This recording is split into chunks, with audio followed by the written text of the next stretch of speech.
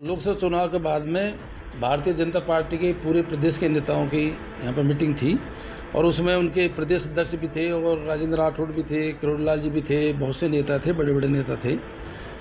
अच्छा होता बीजेपी वाले बाई इलेक्शन को ध्यान में रखकर उन्होंने मीटिंग करी थी, जैसा मैं समझता हूँ। यहाँ आकर के कोई दौसा जिले के लिए कोई ऐसा विजन दे के जाते, कोई विकास की बात करते। दौसा में कोई यूनिवर्सिटी खोली जाएगी, दौसा में सीवर लाइन दी जाएगी, यहाँ इंडस्ट्रियल बड़े लाए जाएंगे, विकास के मुद्दे पर उन्होंने बिल्कुल बात नहीं करी। उन्होंने ऐसी बात करी जिस बात को सुनते ही मैं कहूँगा शर्म आती है। उन्होंने सीधा आरोप हमारी पार्टी पर लगाया, बिना नाम लिए हमारे नेता पर लगाया। जो लोग लोकसभा के अंदर भगवान शिव की मूर्ति लहराते हैं वो गाय का मीट खा के आते हैं। मैं समझता हूँ कि इससे गलत बात हो नहीं सकती। ये लोग जनता का ध्यान भटकाने के लिए, जनता का मन भटकाने के लिए उन्होंने लोकसभा चुनाव से सबक लिया नहीं। इस तरह की वो बातें करते हैं और जनता को इमोशनल करते हैं। मैं समझता हूँ कि हम इसकी घोर निंदा करते हैं। ऐसी बातें कभी भी व्यक्तिगत रूप से उनको करनी नहीं चाहिए। और मैं समझता हूँ कि राहुल गांधी स्वयं हिंदू विचारधारा के व्यक्ति हैं और वो कट्टर शिव भक्त भी हैं, जैसे मुझे जानकारी है। हम स्वयं हिंदू विचारधारा के व्यक्ति हैं, हम सनातनी लोग हैं। ऐसी भाषा का प्रयोग सीपी जोशी जी को नहीं करना चाहिए। वो केवल जनता का ध्यान भटकाने के लिए और जनता को विकास के मुद्दों से किस तरह से भ्रमित किया जाए, जनता को रोजगार के मुद्दों से कैसे अलग किया जाए। अभी हाल ही में राज्य सरकार का बजट आया था। जब भी पिछले 10 साल से हमारी सरकार थी, 2 बार राजस्थान के अंदर, हर बजट में दौसा विधानसभा क्षेत्र को बहुत सी सौगातें मिली थी। इस बार जब उनको ये पता था, अब 2-3 महीने बाद में यहाँ पे चुनाव होने वाले हैं, तो चुनाव को ध्यान में रखते हुए अच्छा होता यदि कोई डेवलपमेंट की बात करते, कोई विकास की बात करते। बजट में दौसा के लिए उन्होंने कुछ नहीं दिया, दौसा का नाम ही नहीं आया। हमें काफ़ी उम्मीदें थी। निश्चित शायद चुनाव को ध्यान में रखते हुए बीजेपी वाले दौसा में सीवर लाइन स्वीकृत करेंगे। दिल्ली मुंबई इंडस्ट्रियल कॉरिडोर का बड़ा प्रोजेक्ट हमारा था, उसको आगे बढ़ाएंगे। हमें चाह रहा था कि कोई यूनिवर्सिटी जैसा बड़ा प्रोजेक्ट यहाँ पर लेके आएंगे, इंजीनियरिंग कॉलेज जैसी कोई व्यवस्था लेके आएंगे। हमारे टाइम में 8-8 कॉलेज खुली थी और उसके बावजूद जब उनकी यहाँ मीटिंग हुई थी उन्होंने भी एकमात्र विकास की बात नहीं करी, केवल जनता को भड़काने वाली बात करी।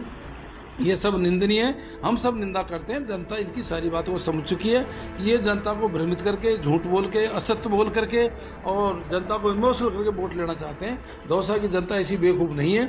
दौसा की जनता ने उनको लोकसभा चुनाव में सबक सिखाया, दौसा विधानसभा की जनता ने उन्होंने विधानसभा के चुनाव में सबक सिखाया और आने वाले टाइम में भी दौसा की जनता उनको विधानसभा चुनाव में सबक सिखाएगी।